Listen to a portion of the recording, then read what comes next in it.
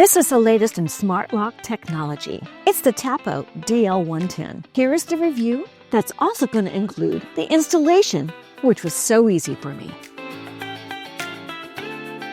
Hi, I'm Rebecca Brand, and I have my Tapo DL110 smart lock. The year is 2025, and this is the highest of technology in smart locks, which incorporates a really easy way to download it and install it on your app, simply to use all its features. They've even incorporated a doorbell, so you can hear when someone's at your front door. And there's so many ways for you to set it. You can do it with a thumbprint, a fingerprint. You might have many people that work for you, or you can give people a code, or you can be anywhere and unlock it with a code from anywhere in the world. Let me show you. When you order your Tapo 110 DL Smart Lock, it arrives right to your door. My Tapo DL110 arrived in this box. This is how you're going to get yours. I opened the box and it was layered really well. Here's all the layers. The packaging design was excellent, so there wouldn't be damages during shipping. Your Tapo DL110 comes with everything you're going to need for installation. This is everything that came in the box, and I'm laying it out right here on my mat for you to see. These are the components. Before you do the installation of your Tapo Smart Lock, after you pull everything out of the box, it's a good time to fully charge your Tapo Rechargeable lithium battery. You plug in the cord that comes with your kit right into a 120-volt USA normal household outlet, and it will charge for approximately 2 hours to reach full charge. There's a red indicator light that is charging on the back. I've laid everything out on this tray in the order that it's going to be used for the installation. And it's a breeze to install. Check this out. I've taken my previous lock off. It's right above the handle, and this is where I had my basic Deadbolt lock. It was right in this hole. It was very easy to take out. Just a Phillips head screwdriver was all I needed.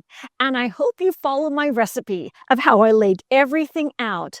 I'm known in my videos as being very precise in the installation, so it helps you along.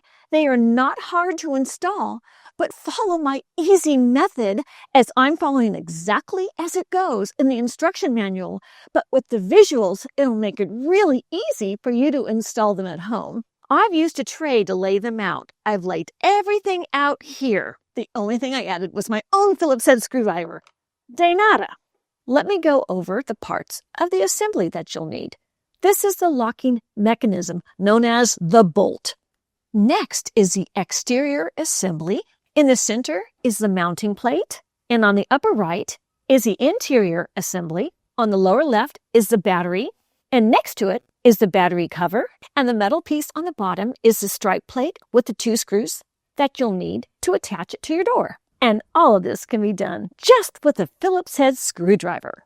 That's all you'll need. If you're using a brand new door that doesn't have pre-drilled holes, Tapo is thought to give you a paper template with all of the measurements you'll need. Now, this isn't for my door because my door has pre-drilled holes.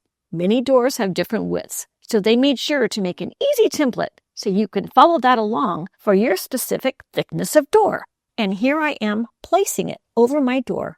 It folds right on the crease, and it's easy to line up with the thickness of standard doors. Now, step 1 is to remove your existing lock, which I have done. There can be many types of existing locks that are for your deadbolt. Within the Quick Start Guide, they even have illustrations and instructions on how to remove your existing lock. That's on page 7 of the instruction manual. This was easy, and I removed it myself in 3 minutes. The old bolt and all the pieces of that were completely taken off. Step 2 is install the bolt. There's only 2 screws needed, and on the bolt itself, there is an engraving that says top. That will be on top as you insert the bolt into the hole on your door. And after you insert the bolt, you'll put the plate on and screw that in with your Phillips screwdriver, 1 screw on the top and 1 screw on the bottom. They will fit in snugly and will be perfectly flat. They won't catch on anything. That's important. Step 3 is installing the exterior keypad assembly. This is what it looks like. It has the cords on the back, and this is the front of it. I'm installing the exterior assembly by inserting the metal tongue right into the slot on the bolt, right in the center there. It slips right through. See, on the other side, I'm showing you how it goes through. It is horizontal. Now the cable goes underneath. Make sure you pull the cable underneath the horizontal big piece of metal. That's where the tongue comes through, because that's the electronics that's going to work with your lock for all the features. It's just going to hang there for now. Now step 4 is installing the mounting plate. So I'm taking the interior assembly. This is one side and that's the other side. And these are the 2 screws that come with it. So on the inside of the door, I'm bringing in the mounting plate, and we're going to bring the electronic cords right through the bottom. We pulled them through the perfectly shaped rectangle hole on the bottom and pulled that through. And now I have a screw. This long screw and the second one gets screwed in next to the tongue of the bolt inside. Now, do not use an electric drill to secure the screws. You wouldn't want to make a mistake or disturb the wiring. Best to use your Phillips head screwdriver. The mounting plate is now tight on the door. Tapo has thought to give you a special measurement for the exterior assembly for vertical installation to make sure you have proper vertical alignment and you haven't secured your Tapo lock off center. Tapo has thought to give you this measuring device to make sure it's straight up and down. It's not going to veer off to the side because you're going to check it with this, which I'm doing now. And the same way I did that for the front of my Tapo Smart Lock, I'm also doing it for the interior portion as well. You want it to be visually appealing, and those stickers really help. They line right up with the edge of your door. Otherwise, I would have had to adjust the screws because I may not have gotten it exactly straight up and down the way I tightened those screws. This made it very easy to double check. Step 5, install the interior assembly. I remove the battery cover, and you'll need these 3 screws. So taking the interior assembly and aligning it with the mounting plate on the interior, we are now going to connect the electrical cord as well as the tongue into the interior assembly. So the electrical circuitry snaps right in. Be careful, get it right. It's delicate, but it fits securely and simply. And after that step, you aim, shoot, and fire the horizontal tongue into your interior assembly like this. Line it up, and I'm eyeballing it and pressing it in, and it fits just great. It will snap in, but you'll need to screw it in as well. So with those 3 little screws, you're putting 2 on the top with your Phillips head screwdriver, twisting them in, and 1 on the bottom of the interior assembly for a tight fit. It's secure. And with your fully charged battery, we're going to install that into the interior assembly. The metal connectors are on the bottom, so you line them up and press in the battery pack with the cover plate on top that snaps in as well for a nice finished look. Now, step 7 is you're going to install the stripe plate on the other door. Here's the stripe face from the old lock, and I had to adjust it. Wasn't quite the same fit, but that was easy. I flicked at it a couple times to make the fit flush. In goes the stripe plate with the 2 screws and my Phillips head screwdriver, twisting those screws in, the top and the bottom, and that completes the installation process. The app has so many features, and there's so many ways to manually work it too. Once I downloaded the app, which you can do from Google Play or the App Store, I scanned the QR code from inside the manual, just like this. The app popped up, so I downloaded it. And after I downloaded it, I updated the firmware. You always want to update the firmware. So we need to edit in. As with any app, you're going to create an account. You'll connect to the Wi-Fi and get the device paired with the phone, and then update the firmware. It'll prompt you for that. And congratulations, that's done. Let me show you how you set up your Tapo Smart Lock. You find your device. This is a Tapo DL110, and it asks you if you've already installed your Smart Lock. Yes, I have. I'm ready for setup. So I remove the cover of the battery, and there is a button. It says reset. That's what I'm going to hold down and press. Ready for setup. And then Tapo will find your device, and it'll connect to your network. I named my device. My name, Rebecca's Front Door. And then it's going to calibrate. And to calibrate, you have to set your lock into the locked position like this, and then it calibrates.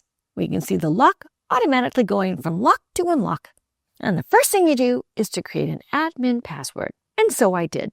I'm going to register my fingerprint now. And to do that, they send you a video so you can watch that to train. That made it really easy. Then I started the registration of my own fingerprint. I used my thumb. It told me to put it on 3 times so it could gather all the information and make sure it was accurate from my thumb. And then it wanted my thumbprint 6 times for accuracy. Different ways you might hold your thumb on the lock to enter the house. And then it registered my thumbprint. And then I named it. That's my fingerprint. And check this out.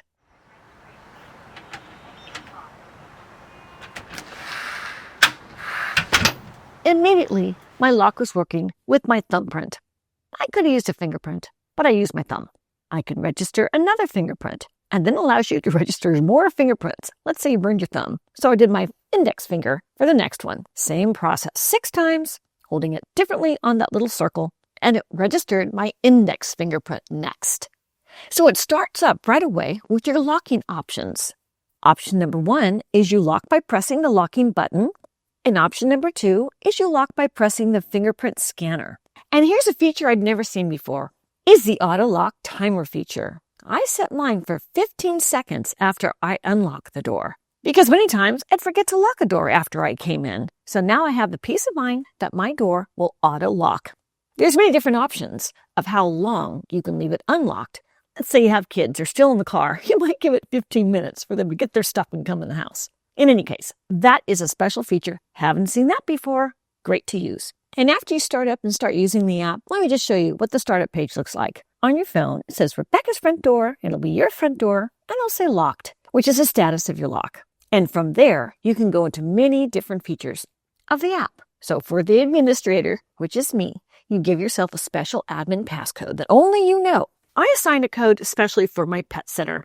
To come in at 4 p.m. any time of the night to feed my cat is fine. They get their own code, and I'm able to give a schedule. And that's the only time that code's going to work. And you can even add days of the week that code will work. I like that for my sense of security. Who's got access to my house? And when? Even for the dates of the month or my vacation dates.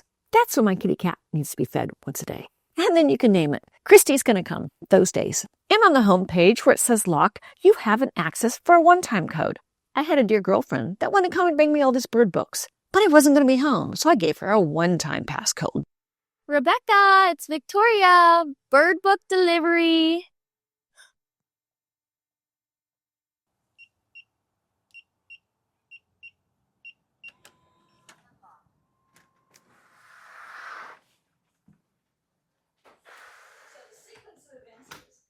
Let me show you how I set that up. Right in the app, you can assign a one-time code. You can have it generate the code or plug in your own one-time passcode. So that code can only be used one time. It expires after the one-time use or after the access time. I told my friend a good time to come and gave her some leeway, either way to come, just within the access time. And that code would expire after she used it that one time. That gives me peace of mind as well. It automatically will disintegrate, so it can't be used again. So Victoria could come and bring me my books. I named it her special one-time use code. And that's what it looks like on the app. And if you want to invite family members to share all the access to this app, it's easy to do that. A feature I really like, especially live in an apartment and people are walking down the halls, you're trying to get into your home and you don't know who's behind you, who could be looking, they have a feature called Scramble. And that means your code's going to be in the middle of a couple of numbers one way or the other. So you can be pressing any numbers, the front end and the back end, put your code in the middle, and it'll recognize your numbers as you scrambled it for any onlookers not to be able to see what your real code is, making it lengthy and long. They will never be able to get those numbers quick enough and not really know your code. That's a great feature for heightened security. The app is filled with all kinds of extra security features, whether it's a Face ID for you, or a door jam feature, or another feature to let you know if somebody else has tried to open it and see what codes they were pressing to try to get in. All kinds of things so you know your lock is tamper-proof. Tapo is thought to give you those extra security measures built right into the app. More than I will mention on this video. It's loaded. And you can use Amazon Alexa or Google Assistant to use your lock, to unlock the door and lock the door. Check this out. Alexa, lock front door. Locking. Hang on. The Rebecca's front door is locked. And it is locked. The lock came out. Isn't that great? So when you go in your house and you forget to lock your door, Alexa can do it for you. That's great. Alexa, unlock front door. And from that command, Alexa will unlock the door, which is great if you're in the house and you want to open the door for someone outside. Now, let's say your batteries died. Well, in this case, I just took them out to show you this. If there's ever a time your batteries were to go dead, this is how you can open your front door. Underneath the lock, there is an insert to a cable, and this cable is going to my brick of battery power. You can use this for a one-time open in case those batteries turn dead on you. Now, they should last for over a year, but I like this emergency way to use my lock as well. And there's also the old-fashioned key. You might have someone in your family that just prefers to use a key to unlock the front door. Well, you can. It works that way too, right underneath the doorbell press. Take that off. It's a little piece of rubber, and you can use your key. TP-Link's Tapo DL110 is an amazing smart lock, better than anything I've seen yet. Whether you want to use your thumb to open it, your finger, a code, or the app, or even the old-fashioned way with the key, this is the lock for today. Click the link below in the description box to get your Tapo DL110 Smart Lock by TP-Link. It's right there. I love my new smart door lock. Thanks for watching this video. I hope you subscribe to my channel and ring the bell to get notified of my next video. And let's keep making great recipes in life. And today is a secure recipe with Tapo's new Smart Lock. If you like this video, here's more over there, including some of my favorite recipes for you and your family. Just click